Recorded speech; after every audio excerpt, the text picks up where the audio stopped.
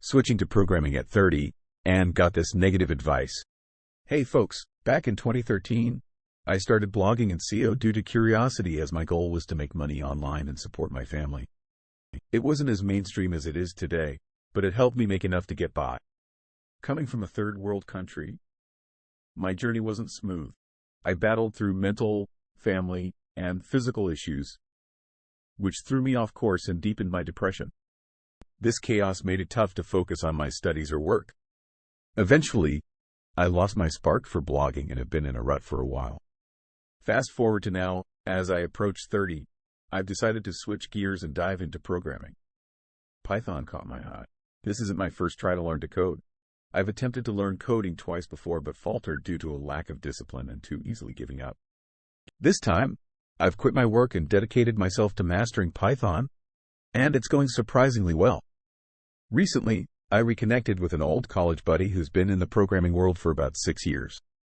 I was hoping for some wisdom or encouragement, but instead got hit with a dose of bitter truth. He claimed that coding is on its way out, that AI will soon eliminate the need for human coders, and that job losses are inevitable. He even doubted my ability to stick with coding, considering my past. Then he also mentioned that it's too late for me. He said that those who say there is no age limit to learn anything have never tried coding because it's not a piece of cake.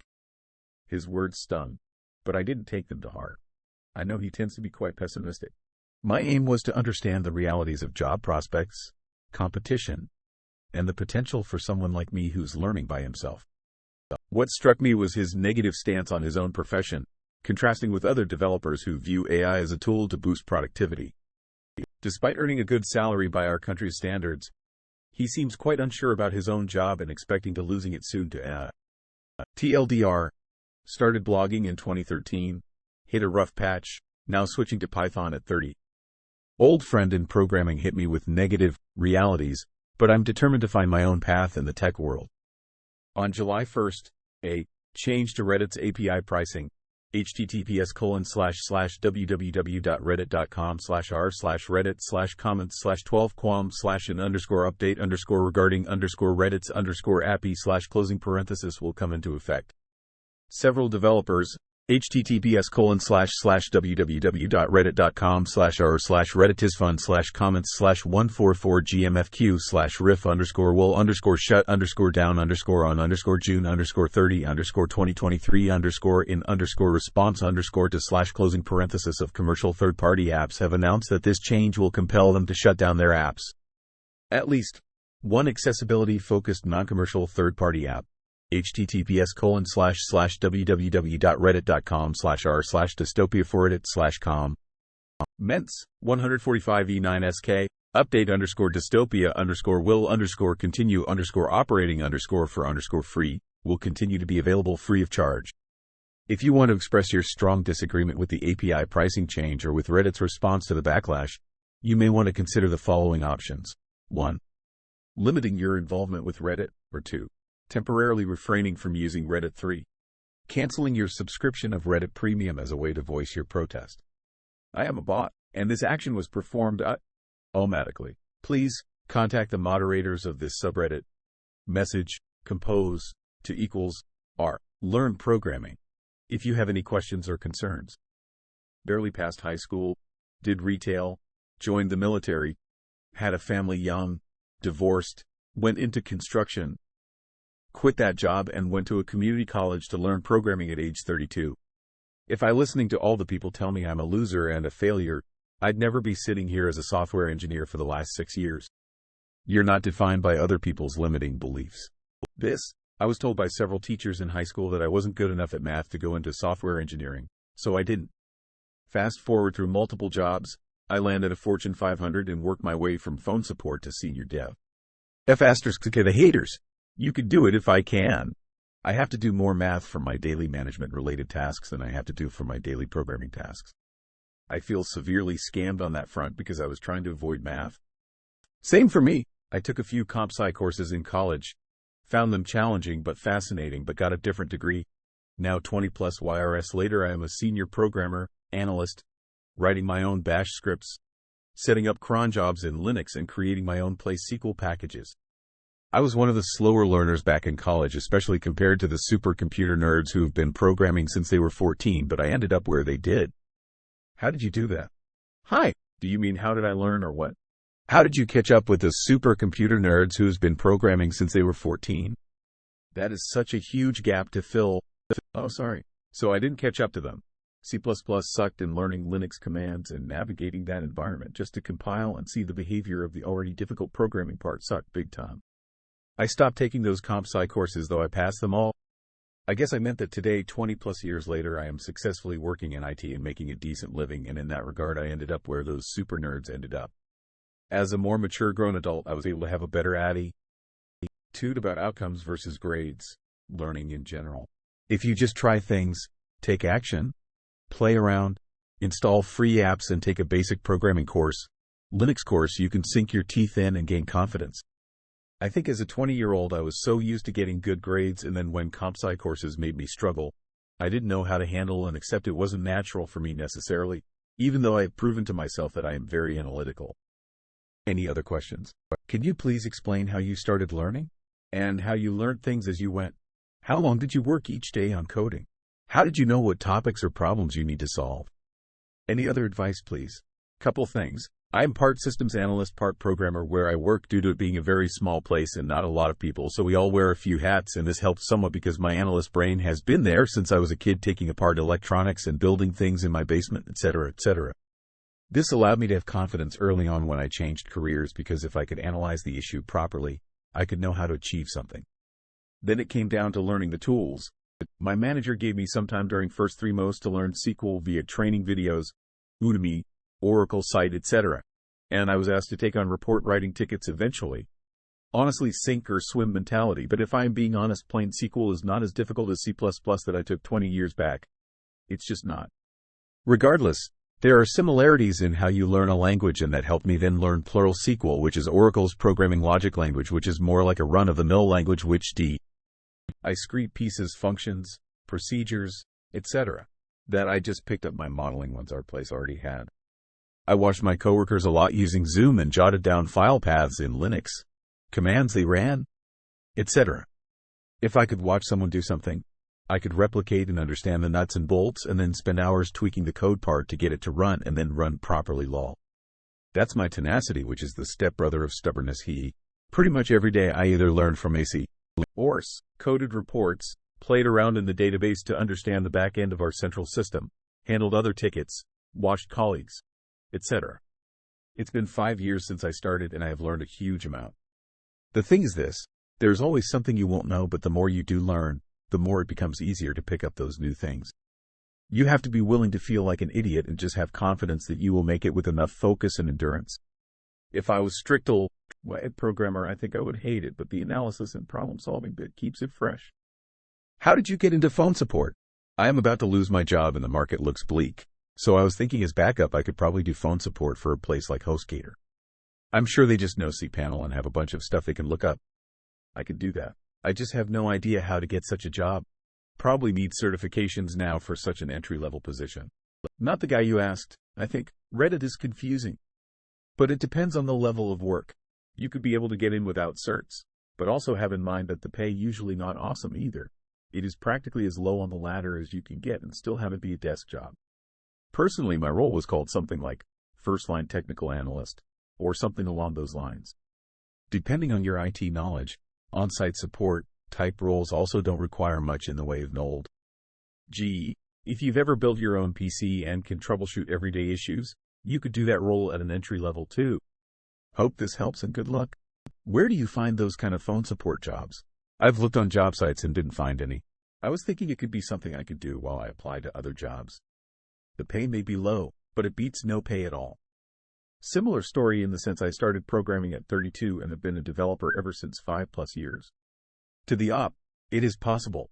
But there are 2 things I would recommend thinking about. 1. Is this just about money, or do you really like technology? If it is because you actually enjoy technology, talk with a few engineers to get a sense of what the day-to-day is like.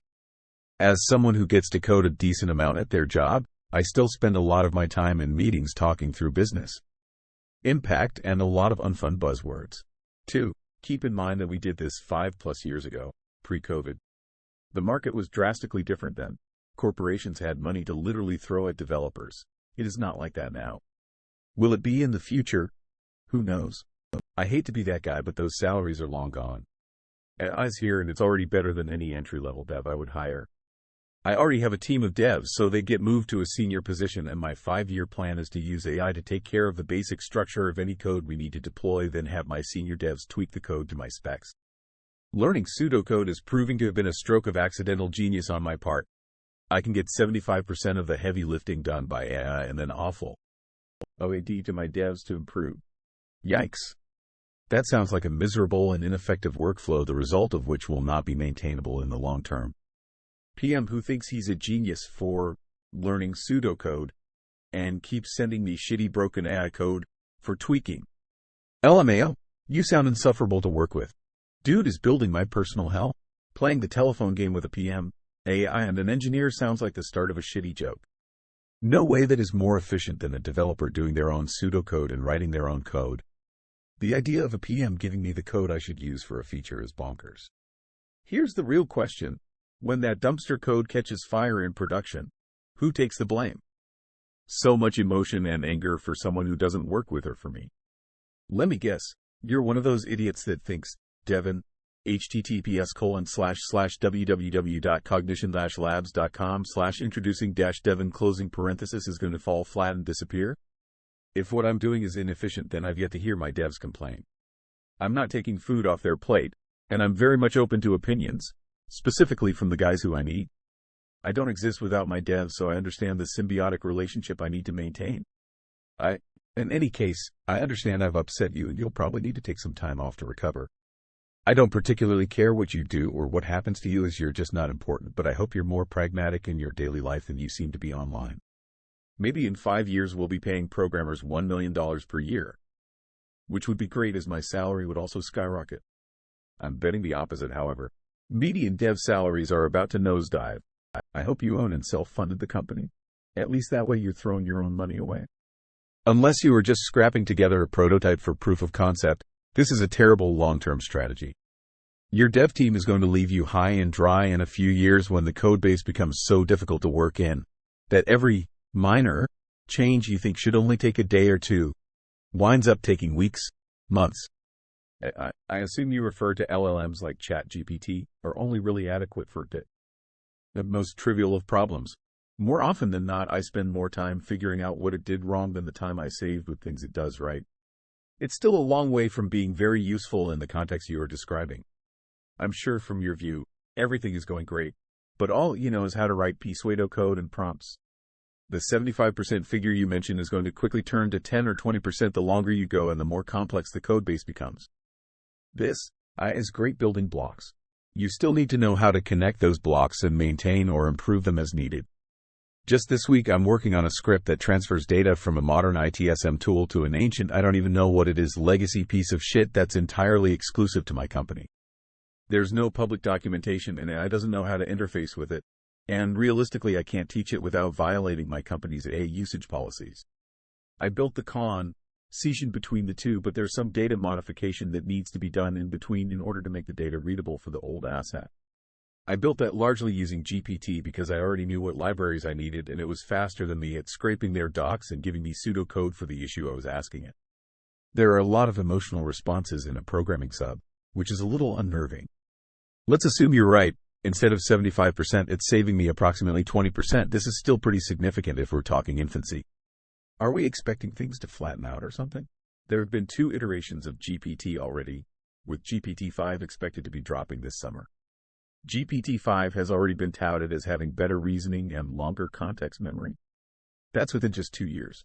What happens over the next 2 years? 4? 8? You may not like my forecast, but what I see coming isn't some failed data that's going to need human support to keep it propped up. My prediction could be completely wrong, and in which case, no harm, no foul. But those who fight AI will be wasting energy on a losing cause. Adopt and adapt or get phased out. You may be right, you may not be, but to use your strategy with LLMs in their current state is playing with fire. Sure, it might help you bring a product to market quickly, but at what cost? If your goal is to build a maintainable product with a life of more than a year or two, I really don't think your process is going to give you the best results. And almost everyone I've talked to in the industry agrees. That doesn't mean you shouldn't use it at all, but I'd bet the mortgage that if you are using it as much as you claim, your codebase is already a mess. This is a miscommunication on my part. At no point have I suggested, nor would I ever suggest, putting anything AI spits out into the prod environment without my devs reviewing it. Also, the only capacity I'm using it is for me to quickly throw together a framework. There's been at least 2 to 3 instances where a client asked for something and my team was divided on how best to tackle it. This creates a logjam for me, so I asked AI to spit out a solution. It wasn't great, but pointed the guys in a direction. We got it done, and what was slated to be a 7-hour task was completed in about 4.5. That's damn good. I hit my target date, under budget. Client got a solution at the agreed upon rate. It's completely documented as we had 2.5 hours left over to do so. I fail to see the downside in my dispensation of AI, and I'll be damned if I'll be talked out of using a tool that's 100% coming in the near future.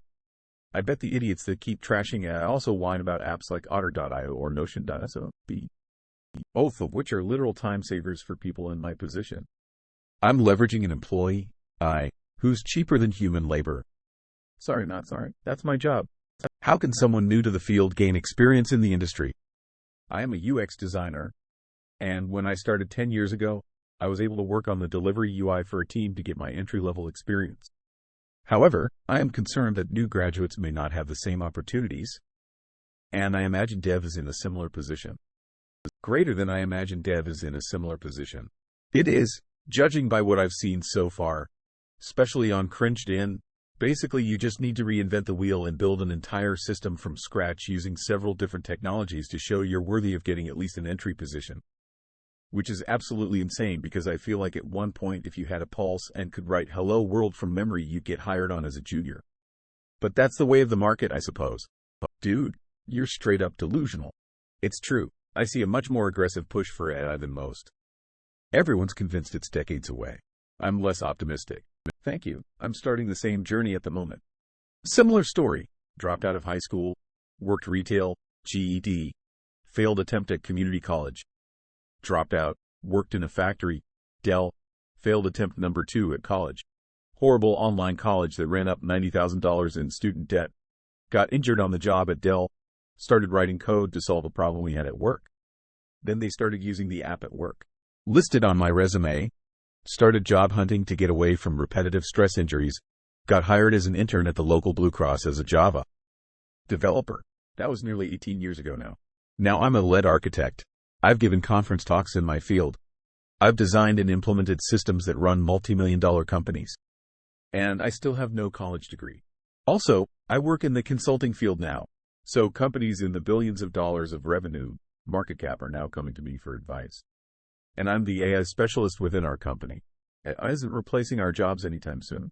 People said the same thing when Power Automata rolled out, and several other WYSIWYG-style coding tools. As someone who had to endure Power Automate for the last 2 years, only a few months to go, the idea that it could ever replace programmers is honestly hilarious. For real. Tell me about it. Cracks me up every time. Microsoft just keeps screwing up Power Automate and then ignoring it afterwards. As a casual Python scriptwriter, I figure it would be easy to roll my own work ticket system. But then I longed for an actual coding language once I needed more than a couple if-then statement, and I had to scroll through a big web of components. Awesome. Can you please explain how you learned all the programming skills that you have? How did you even write your initial code to solve the work problem? Did you take an online course or some other approach? I would like to know how to go about learning programming and other complementing approaches to be able to architect whole systems. Please advice? Folded hands. Do you mind to share more about how you overcome the mental age gap between you and your colleagues? I used to think that anyone can learn and restart at any age, but now I'm in my 30s and I only recently made a slight change in career but already feel very discouraged. Colleagues are all younger, 6 to 10 years, smarter and full of energy to put several times the effort, working overtime weekdays and weekends, etc. The dynamic is awkward, as in many cases I need to ask them very basic questions. When others at my age are mostly managers, people are making career changes in their 40s and 50s. 30 is young and prime age. Don't think about age. If you are interested in learning something and making a career out of, just put in the time and effort it takes to build proficiency. Good luck. Can confirm. Am in my 40s and only on my first year of being a professional programmer. Started my coding journey at 41. Thank you all for this. Whoa! I'm in my 30s and trying to get a CS degree and raise a family. What were some of the big contributors to getting that first job? Honestly, networking. I already worked tech support at a Fortune 100 company, so I networked in Slack, Stack Overflow, internal GitHub. Tech support isn't typically a path in, but being almost annoying about wanting to code has opened so many doors. Oh, this internal tool is great, but not maintained anymore. Pop head over Q, bro, it's just Java. I could maintain it if management gives me a few hours of the phone. Boom. A few times of that, and suddenly you get DMs like, hey, I heard you're the dude. That'll code anything. I wouldn't turn down projects, no matter how small or boring. It was still commits, and it was still building goodwill and name recognition. I don't want to make it sound like I did it overnight. I've been here 13 years. I've only been officially coding full-time for less than one so far. The rest has just been random side projects as they pop up. I have an added hurdle of any code I write inside or outside of the company is owned by my employer, so I can't work in op. End source. If you are under no such restriction, that is also a great way to contribute and get your name in front of people. It's essentially what I did, but with a much larger audience. My potential audience was always 200,000 or less. GitHub has millions. I want to end this by saying I am a mediocre programmer. My work isn't exceptional or impressive. I'm just excited about what I do and willing to take on anything. No task is beneath me, and if I don't know the language a project is in, I will pick it up as I go and I'll find my specialty later. I've done iOS apps, web front end, web back end, Java apps, Python scripts, just whatever happens to be needed at the time. And I'm on track to break 6 figures in the next 2 years. Which, to be fair, isn't that much money these days, but it beats the $50K I was making in tech support. Roger that. Thank you for your clear and thorough response. Massive kudos on your programming job and sticking to it as well. I am not a highly skilled programmer. I tend to overthink it and struggle to reach out for help in a timely manner. That's probably my biggest problem. So again, appreciate your honest assessment. I guess the first question you need to answer is why you feel discouraged that your colleagues are younger than you. They've started your current career earlier than you, sure. But so what? Who knows if they'll be in the same career in 10 years? Who knows if you will be? At the end of the day, it pays to treat everyone with respect regardless of age. I started in one career where I was notably younger than all of my colleagues, and I switched careers into software development, and now I'm ally older than my colleagues. Nobody really cares unless you make a deal out of it. It turns out that all most people really care about from their coworkers are that they're competent and generally nice to be around. And honestly, the bar for nice to be around among software engineers is actually pretty low. You can teach them other things, though. They may have code knowledge, but you will have more experience in corporate diplomacy, general life skills, and probably other areas. It's much like collaborating with people in other departments. They may struggle to open a Word document, but their subject knowledge on manufacturing, for example, might be second to none. Treat others as colleagues and learn from them as they learn from you. You will likely have better people skills depending on your prior experience, which you can lean on a bit. If you want to catch up on technical skills that will require some natural aptitude plus outworking your coworkers for several years, no way around it. Otherwise, you will be perpetually behind for your age, which may be okay with you. It's not inherently that bad. Depends on your goals. That's been my experience. Started at 30, but fortunately I'm the fastest learner out of anyone I've ever met.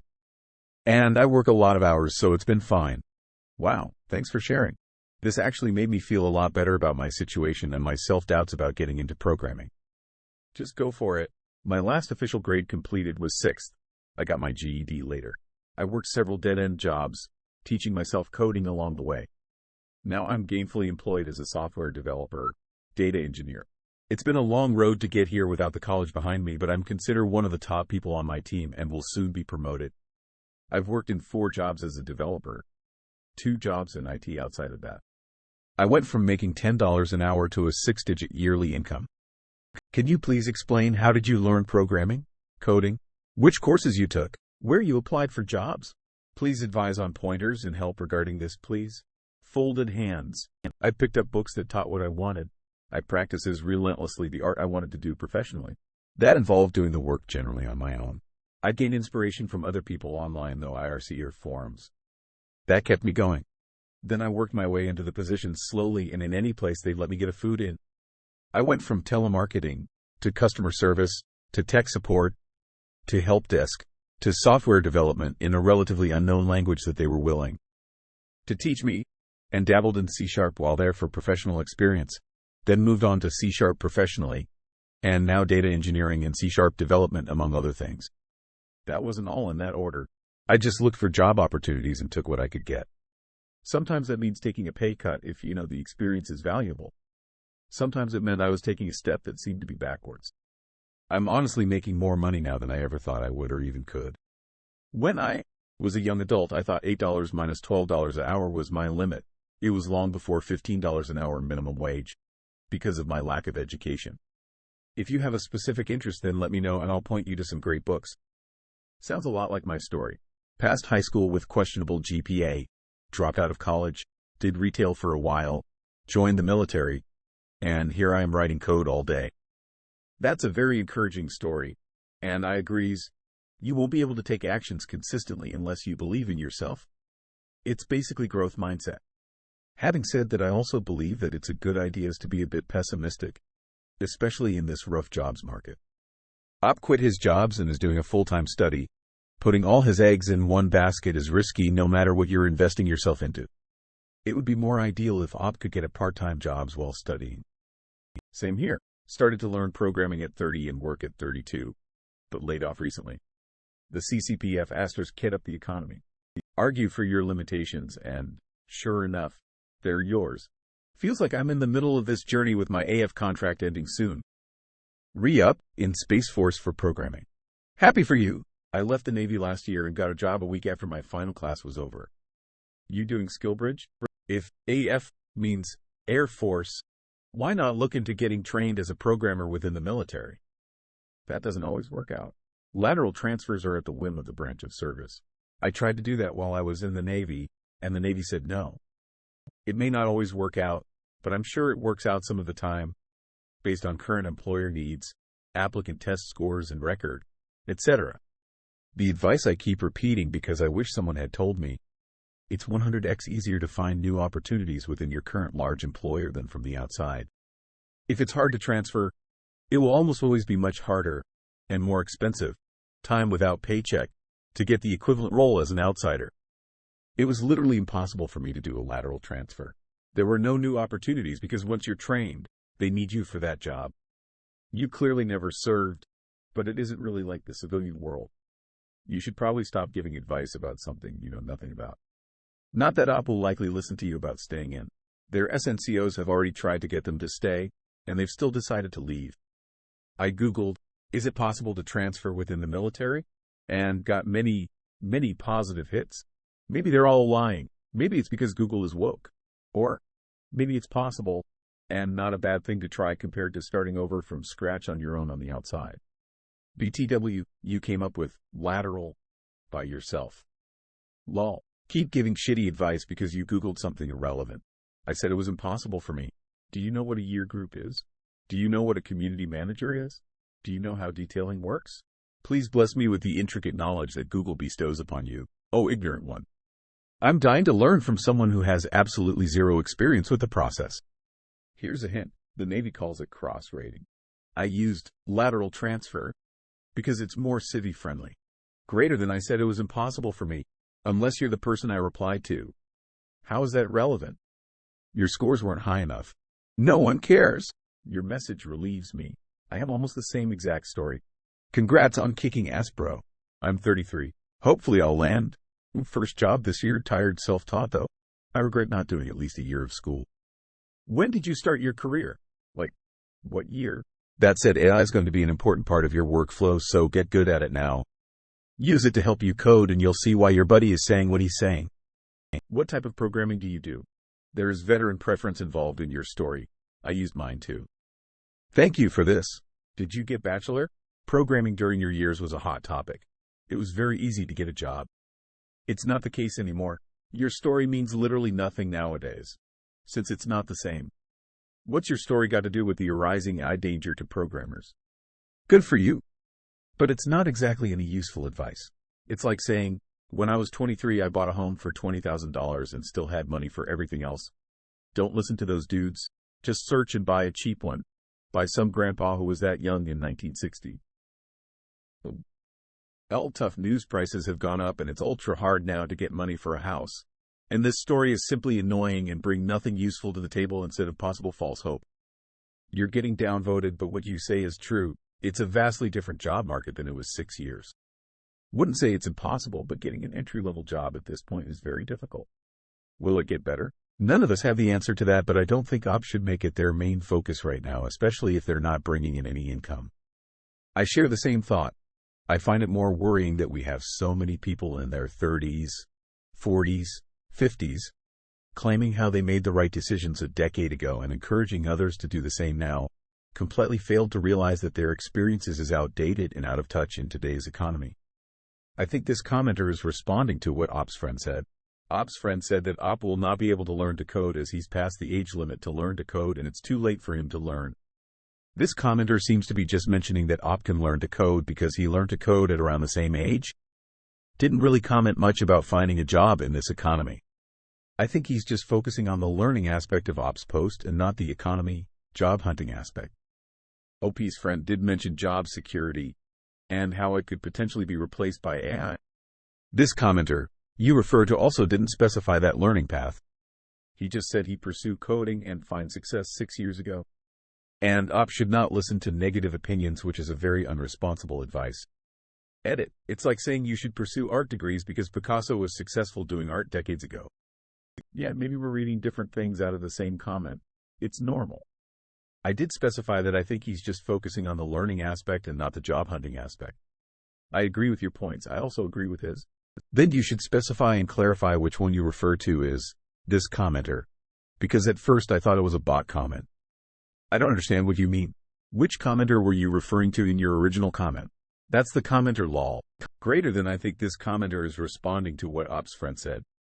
Op's friend said that Op will not be able to learn to code as he's past the age limit to learn to code and it's too late for him to learn.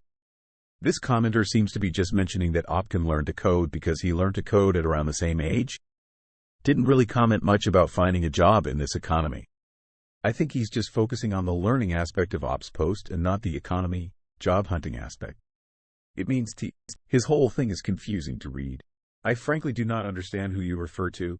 Lol, okay? From your reply, it seems like you know who it is though. Or your guess was correct. Would it kill you to just say it for the sake of clear communication instead of making this useless remark? Ha ha ha, dude, chill. It's okay, man, have a good day. Oh, you're actually trolling. You too. Not sure why you're getting downvoted.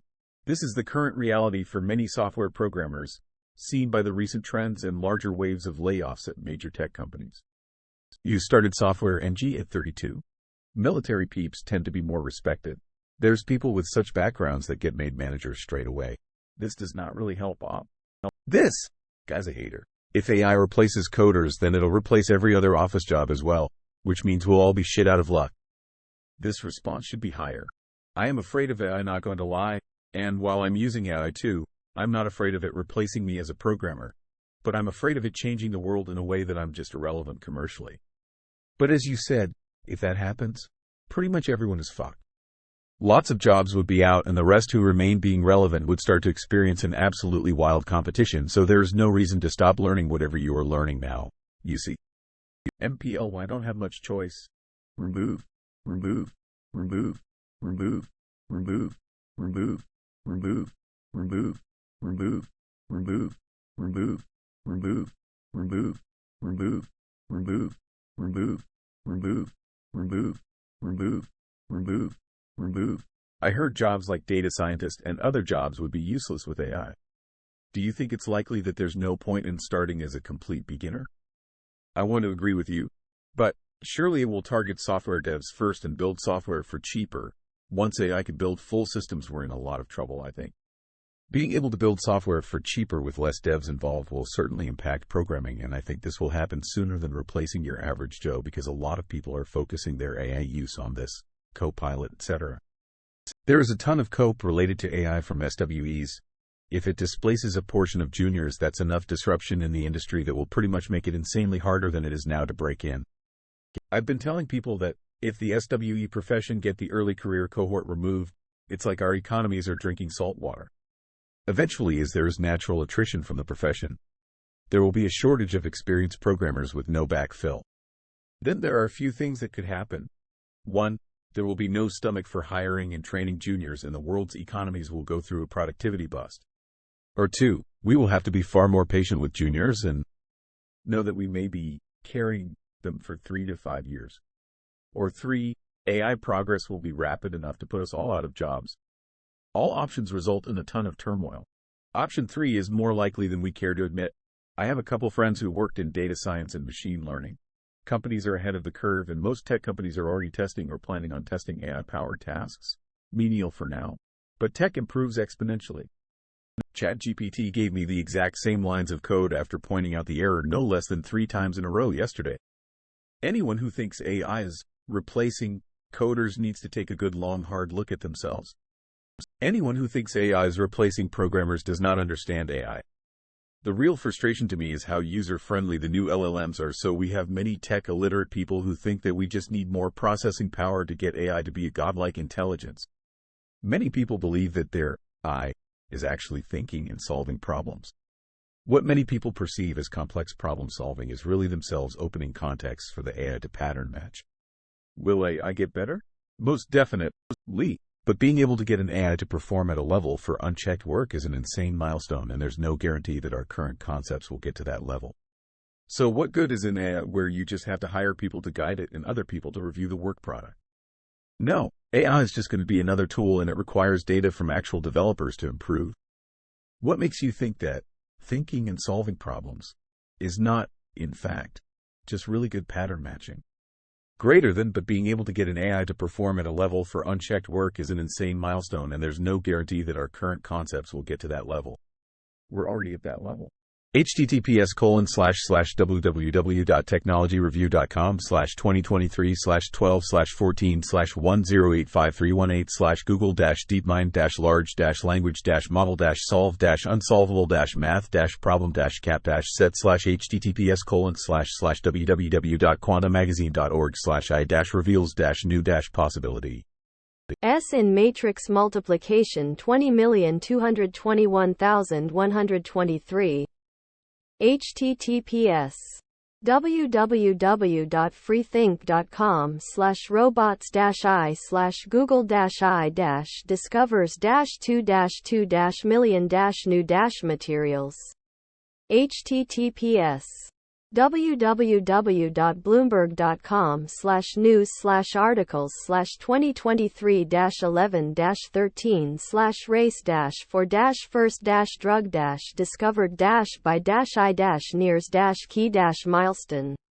https twitter.com/gilvard/status/1764901418664882327. Because the AI cannot correct itself on its own, it's not logically deducing results. For example, it's really common for these LLMs to hallucinate, which is really just a fancy word for outputting data that isn't correct. Greater than, give me a 5-letter word. Greater than banana. If you tell the AI that banana is not a 5-letter word, it will apologize, restate that banana is not a 5-letter word, and then generate a new response. But the AI is not reasoning. It is not counting the letters. Rather, you have just steered it into that context. If you instead tell the AI, "Thank you for giving me the 5-letter word, banana," it will respond gleefully that it is happy to help. This is where people also need to understand the potential danger of replacing people with AI. If the AI produces an output that is contrary to the intent and there are no experts who understand the context, then you're in trouble, especially if that output then causes damages. This is why it's far more effective for AI to be used as a tool to improve the lives of programmers rather than a full-on replacement. It can definitely reduce the workload of an organization to the point of needing less people, but it can't just flat out replace. Greater than, because the AI cannot correct itself on its own. It's not logically deducing results. I've seen an AI correct itself. I've also seen humans fail to correct themselves. Frequently so. Greater than, but the AI is not reasoning. It is not counting the letters. Part of the issue here is that the AI doesn't see letters. It sees tokens. It's like someone demanding that you write a 5-letter word in Dutch, except that your response must be in Japanese kanji and you don't know Dutch. At best, it's SS work. This is an actual thing that AI is bad at due to how it's built, but has not been worth the effort to fix, because counting letters is rarely a useful thing to do. Greater than this is where people also need to understand the potential danger of replacing people with AI. If the AI produces an output that is contrary to the intent and there are no experts who understand the context, then you're in trouble, especially if that output then causes damages. This is why it's far more effective for AI to be used as a tool to improve the lives of programmers rather than a full-on replacement. It can definitely reduce the workload of an organization to the point of needing less people, but it can't just flat-out replace. You could write the exact same thing about people. The problem here isn't AI. The problem is that validating a correct solution is really hard. We don't have a solution for this. With humans, we use code reviews. It would not be hard to do the same with AI. Actually, I am totally going to cross-paste things between GPT and Claude next time. That's a good idea. But there's no reason to believe that AI is intrinsically and unsolvably worse at this than humans. All the problems you mention are problems that humans have. All the problems you mention are problems that current generation ICE can tackle on their own. The next generation will only be better. I have daily fights with ChatGPT because they read my code and give me the same code. When I ask what it changed, it apologizes and gives me the same exact code again. Tip: ask it to state what is wrong with your code before rewriting it. I usually ask it to format it as 1. What causes the bug? 2. How to fix it? 3. Fix code. You see, it predicts the next token. So when the solution isn't obvious and you don't force it to plan ahead, the most probable next symbol is the same as in your code, as most likely the change in the code will be somewhere else. Repeat this reasoning for every token and you copy-pasted the entire code without meaningful change. It helps to have studied a course in natural language processing for this reason. Even if GPT uses much more reliable methods than bigrams and trigrams for next word prediction, just having the knowledge of how to toss up words makes the tool incredibly more accurate at providing proper answers. I use GPT almost every day to speed up my coding process to generate basic syntax which I edit to fit my needs, which is how it should be used. But if it's one thing I have noticed, then it's how my colleagues are unable to make proper use of it as the queries become a little more complex. You using 4? Because I tried asking 3.5 to generate an obtuse triangle and it failed, but 4 did it first try. 4 really is demonstrably better. You get what you pay for, I guess. 3.5 blew it. Maybe you're right. Right now, I don't think I will replace people. It's a tool and you have to know what you're doing and what to put in to get to where you're going. I think I put something in the wrong class by focusing on the technical with AI and not the conceptual, where I should have thought more about what I was doing and how it would work in my program. I'm finding writing a mix of pseudocode and actual code beforehand to be helpful before I put something in. The short-term risk is more that one person with the help of AI can do work that just a year ago required 2+ people. There could be substantial job loss without eliminating an entire class of job and make it increasingly difficult for people without job experience to break in. I think you meant more that. Came here to say the same.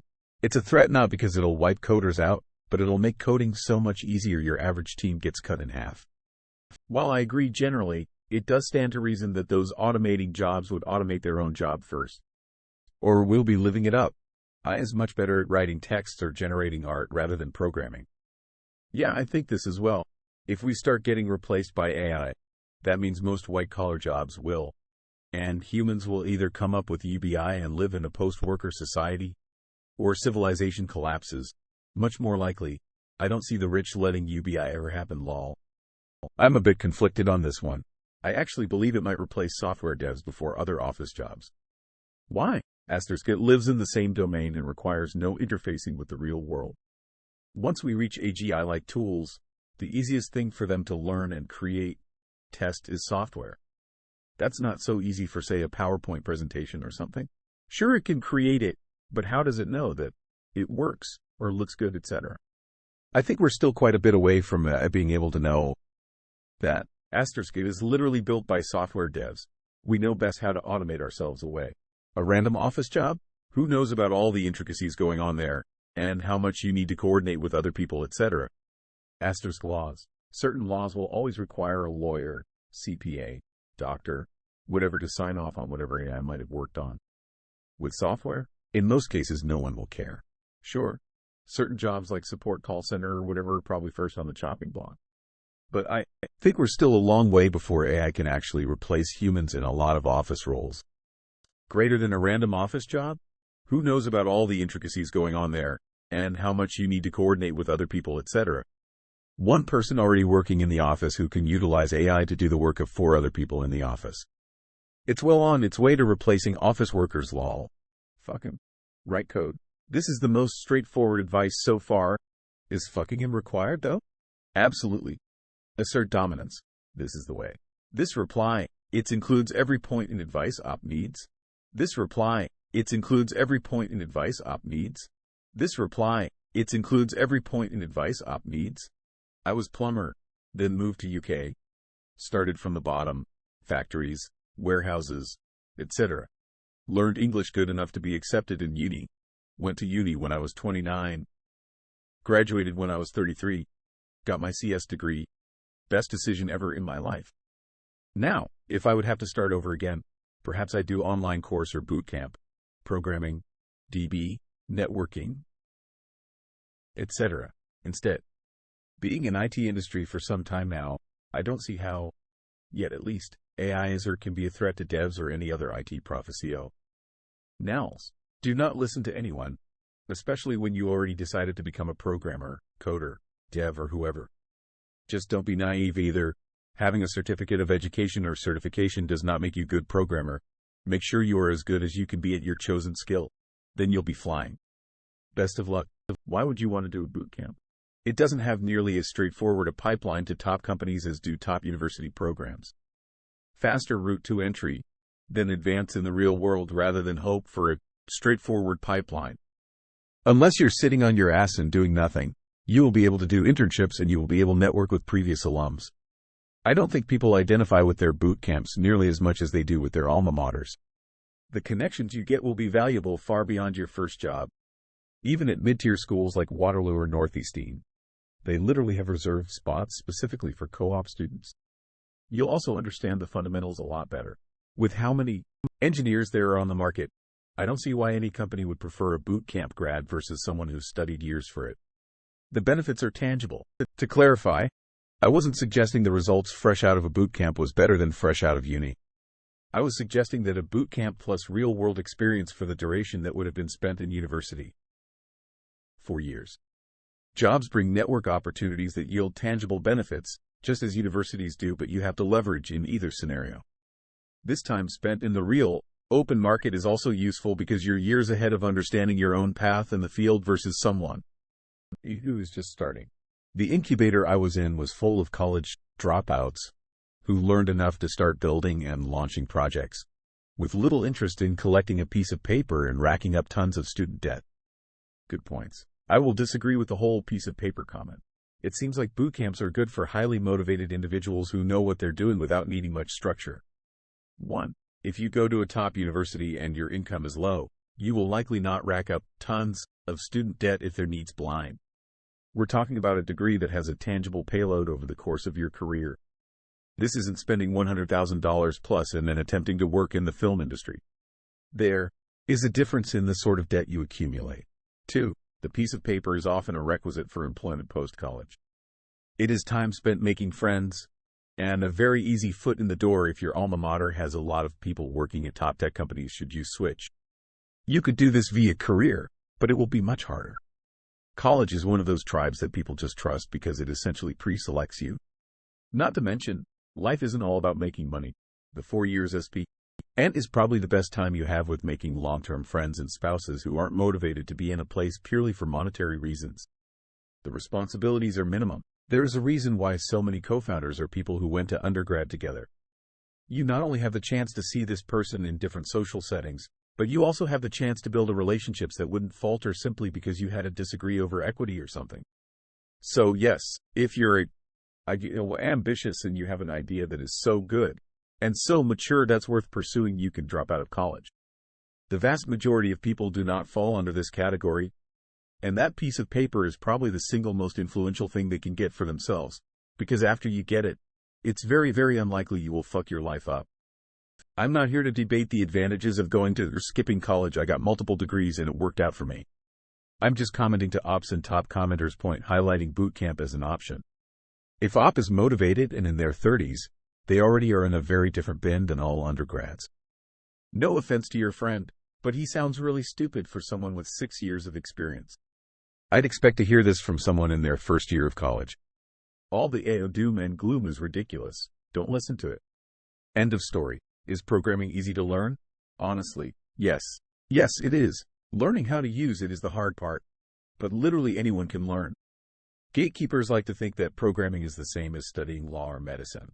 But if my past colleagues have taught me anything, any idiot and learn to code, including me, don't let him or anyone else put you down. Go for it. Or greater than, but he sounds really stupid. That summed it up right there. Studying law and medicine is definitely less hard than studying math or physics. It's just time-consuming, really, and you need a good work ethic. Math and physics, yes. Programming, no. You don't need an incredibly advanced knowledge of either to program, especially the latter. It depends on where Op wants to go with it. Any idiot can learn laws and medicine too. Will you get enough knowledge to be recognized as a professional? Probably not, but you can read the laws for your rights as a renter or read about how your body works and heal that muscle injury by yourself. Same goes with coding. You might be able to learn it, but not at a marketable or career level. That's my point. Plenty of people learn how to code on their own and make a career out of it, though. It's just like people that studied law on their own and won a trial. Doable, but often unlikely. Well, one is fairly common and the other is completely uncommon, but yeah, sure. I don't know much about the law, but as a researcher working in the medical field, I do have some insights into medicine. Studying to be a doctor is a lot of hard work. But at the end of the day, you don't really need extraordinary thinking skills or a super deep knowledge of how the human body works. You just need to learn enough of the hows and whys on the larger scales to be able to diagnose and treat people. But there is a hell of a lot more complexity on the cellular and molecular levels that we don't teach medical students because they don't really need it to do their job as doctors in the future. They will probably have to look into some things related to the newest advances in their specialty, but they won't have to do any serious scientific problem-solving or navigating the deep, dark forest of cutting-edge research. Math and physics students, on the other hand, do need to learn to think and solve novel problems. That's the whole point of science. Making new science is a lot more difficult than using parts of existing science. So being a medical doctor might be easier than being a mathematician, but that doesn't mean medicine isn't crazy complex. It's just that most of the iceberg is reserved for us weirdos who want to think for a living. Greater than studying law and medicine is definitely less hard than studying math or physics. This is the exact attitude that brought us shithead crypto bros who thought that they could automate lawyers by just making everything a smart contract. If you think you're smarter than an average lawyer or doctor, you absolutely not. How do you know about who is smarter than who? Lawyers and doctors don't levitate above the rest of us. This notion that doctors and lawyers are at some pinnacle of intelligence is ridiculous. There's certainly a lot of smart doctors and lawyers, but there are certainly the ones where the only thing above the average Joe is their work ethic. Seriously though, they could have just been good at taking tests. I will not replace devs, I will replace weak devs. Bear in mind that this path is long. Very long. There will be times you will feel like you are not progressing, or you don't understand what you are doing, but from personal experience that's normal. I can't stress enough on learning the basics. The basics, then the basics, then basics. Learn a language, understand operating systems, and become strong in basics. There are no shortcuts. Forge a plan and stick to it. This is very important. Patience is a strategy, and don't get distracted. Good luck. Don't listen to your friend. I'm 42 and in CS1 Java. I haven't missed a point in the class yet, and the semester ends in a month or so. I also took calculus after not having math for 17 years and was 2 percentage points away from an A in the class. Your friend has a twisted view. You are only as old as you allow yourself to be mentally. By the way, I'm going into electrical engineering, second-degree career path change. I see AI being more of a tool for programmers for quite a few years still. Make sure you remain disciplined and focused. This will be the hardest part, as you know. 42 and you can land a job in tech? Companies hire older people for entry-level jobs in 2024? I thought no. Think what you want. It's the people with persistence and drive that succeed. I am 33 going into data analytics, programming now. I am also afraid of not being higher when I'm 34. Old and face vomiting open mouth smile. I am 33 going into data analytics, programming now. I am also afraid of not being higher when I'm 34. Old and face vomiting open mouth smile. I have seen multiple posts in this sub every day related to, is it worth learning programming? I heard I was going to take my job. If you want to learn how to code, how to program, then do it. I does not need to be a worry for a long while. At the end of the day, developers have to program the AI in the first place. AI is nothing more than a tool at this time. AI won't replace programmers, but programmers that use AI will replace those that don't. I heard that the other day, and I think it's the most accurate conclusion at this point. I'm currently a student in university, and my professor has brought this topic up several times over the past year.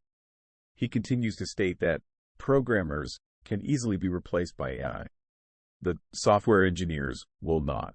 He continues to push us to think like an engineer. Don't just learn the syntax for a language and memorize it. I agree with him 100%. This sounds wise. I am also new to the field, so I'm curious, how does your professor differentiate programmers from engineers, engineering more about creativity, design, architecture, etc., as opposed to hardcore algorithms? By the way, ChatGPT hasn't been that helpful even with implementing relatively simple algorithms, at least for my tech stack. So I think there's a long way to go. No engineers think about the language as just one tool to achieve their goal. Not knowing what function do X is not as bad as not having a clear solution and the steps needed to achieve it. I can help you find that function and even write some code to do it for you, but at the end of the day, you still have to piece them together into a whole that is robust, elegant, precise, and functional. What has value is the capacity to read, doc, and learn fast, not memorize in quantity of solution, algorithm for LeetCode. Fuck, this thread made me realize why I disliked programming but enjoyed creating software projects. Nowadays, anything I create is mostly written by AI. Before, I couldn't really deal with the tedium of the early stages of programming and constantly looking up functions to see what was needed, even though I've worked closely with devs for years. Now I can use AI for the tedious parts and just focus on the bigger picture. Yup, same. I was hesitant at first, and admittedly GPT-3 kinda sucked, but I've been using 4 and I am way more satisfied.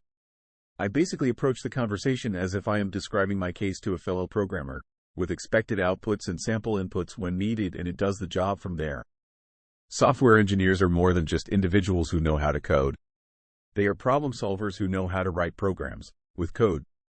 Individuals who are just programmers lack the ability to problem solve. They may know the syntax of a programming language, and they may know how a for loop functions. However, when it comes to solving a real problem, that is where they struggle. As a software engineer, you should be solving problems and being able to convey that into a program. A lot of people don't consider CS as an engineering major, which I think is silly.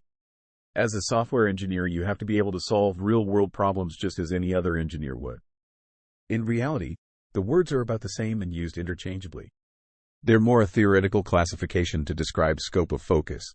In the context of that professor, though, the way I like to view it is similar to how people describe learning chess. At a basic level, you're learning how one piece moves. You're thinking about one move. Pawn moves forward. After that, you don't know, but opponent moves something. Your turn to do something, you look at the board again, and you think out the one move, bishop out. No more thought on your end. You're just waiting till the next request shows up. Oh, your turn again. Move another pawn. Maybe you're playing 10 games at once, but that's how I view a programmer. They know how the pieces work, and in that snapshot of the board, they may even be very good at thinking up the best move at that moment. But they're thinking only about the exact request they're working on in the moment. You have some requirement you were given. You figured out how to build it within your routine, and you gave an output. An engineer is more like a higher-level chess player. They're thinking multiple moves ahead. I'll move here, which will cause you to move there, so I'll move here. And then they pick the best move. Multiple moving pieces all setting up checkmate. Sometimes one particular piece may not seem to be great in isolation, but when paired with other things, you realize how brilliant the solution is.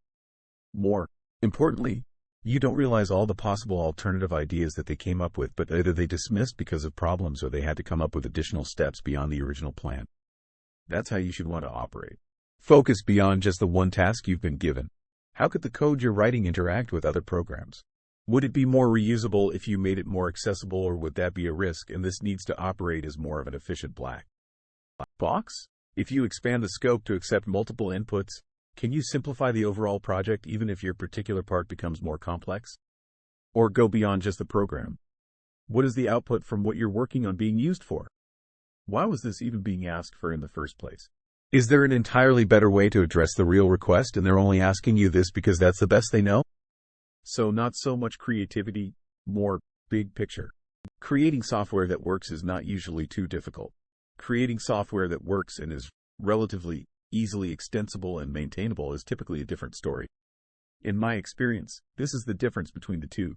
Technically, the more enterprise you go and require supporting millions of users, even getting a functioning product can be difficult. But at that point, it's more than just the developer that needs to know what they're doing. Engineers solve problems. Programmers just write code. A chef creates, a cook just follows a recipe. Very wise professor, and he's 100% correct. Problem is, many software engineers today lack the necessary work ethic or aptitude to adapt. I feel like a lot of current software engineers also lack some social tact and skill as well. Knowing how to work together and get along during a project is important. From my personal observations, I know, anecdotal, I would argue this is an issue that seems to be more common in the West compared to the East. In the US, it's not uncommon for that stereotype of an antisocial CS guy, whereas in China, you don't really see that. I grew up playing baseball and decided to study CS for the fun of it as an example, and did quite well with it. With my Chinese friend group, everyone loved playing basketball and socializing, but they were all incredibly smart. One GU, who was really good at ball, also ranked 400 in his province. We had fun talking about classes and how dating was going. One of them stole my phone to message this Chinese girl I was talking to seal the deal with a date lol. I'm planning on moving to Beijing next year when I graduate from uni, smiley face. Greater than. More common in the West compared to the East. I've noticed this.